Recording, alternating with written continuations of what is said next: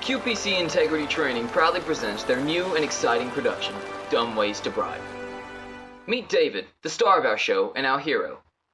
David is a new manager and has just joined the company. He's read the company policy and knows he is absolutely not allowed to bribe. He knows bribing is wrong and illegal. But what does bribery actually mean? Howdy, David. I'm a corporate cowboy, and I'm here to help. I know everything there is to know about bribery.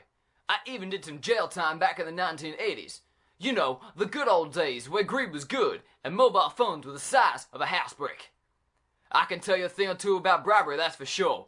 So let me teach you a few lessons and introduce you to some of my old friends along the way. Lesson number 1 is perhaps the easiest. A bribe involves some kind of payment or other form of inducement that is dishonest and something that you would not normally be entitled to if everybody knew about it. You know the old saying about a bribe being under the table. It is important to remember that bribery is illegal and can end you up in jail. It could also have big implications for your reputation and that of your employer. Here is a simple test for you. If you would be embarrassed to read about it on the front page of the newspaper, then don't do it. Lesson number 2 is just as important, and that is both giving a bribe and receiving a bribe is illegal. Even just promising a bribe is enough to break the law and get you into a whole lot of trouble. Perceptions also count. Even if a law enforcement agency is not involved, your conduct could be judged by your colleagues, the media, and the rest of the outside world in the court of the public opinion. Lesson number 3. A bribe can involve anybody from any walk of life.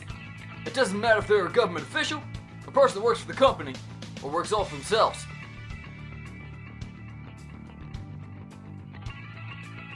Lesson number 4. Bribery can be indirect. It's pretty simple, really. If you use someone else to make a bribe on your behalf, such as a friend, a family member, or an agent, then you are just as guilty as they are. The same applies in reverse. Let someone else take a bribe for you, and you could be off to jail. Here's one of the last big lessons.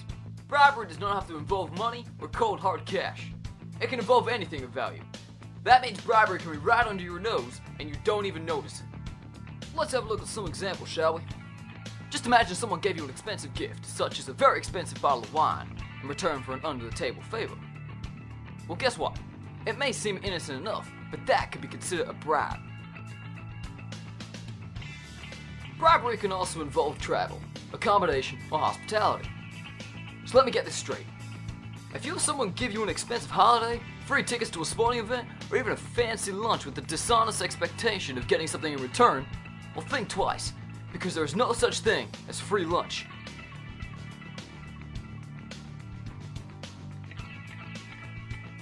A bribe can also be an exchange of favors. You know how it goes, I scratch your back if you scratch mine. I'll just give you one example. A real favor of mine. Imagine I need a secure government permit or a big business deal.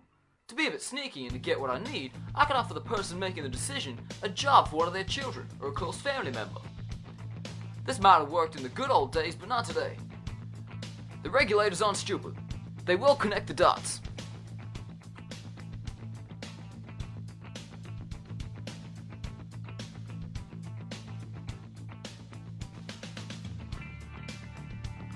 Just as easily, a bribe could be a really small amount of money to grease through a routine government transaction, like payment to a customs official to get a speedy visa, or a government inspector to pass inspection on something. These are sometimes called facilitation or grease payments. Remember, however small the payment you're being asked for, don't pay facilitation payments. You will end up with more than just grease on your hands.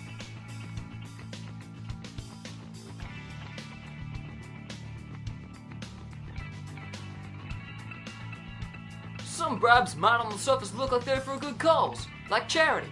As is often the case, the trustees and boards of charities can be filled with politicians, officials, and other important business people.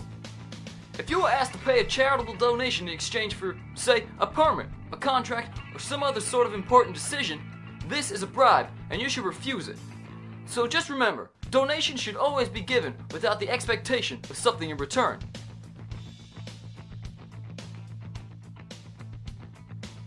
Political donations are another potential bribery trap. It'd be viewed as bribery if your local politician asked for a donation to their campaign or their political party in return for giving you a special favor. Trust me, don't fall for it. It's really not worth it. And last but not least, I present you with one last form of bribery, the kickback.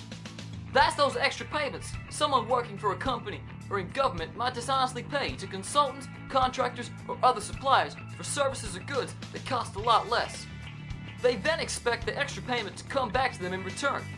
My advice? Only pay for the fair market price for goods and services. David, there are many other dumb ways to bribe, but hopefully now you will know exactly how to spot a bribe. If someone does offer you a bribe, you have to decline it. You should report it immediately to the company or organization that you work for.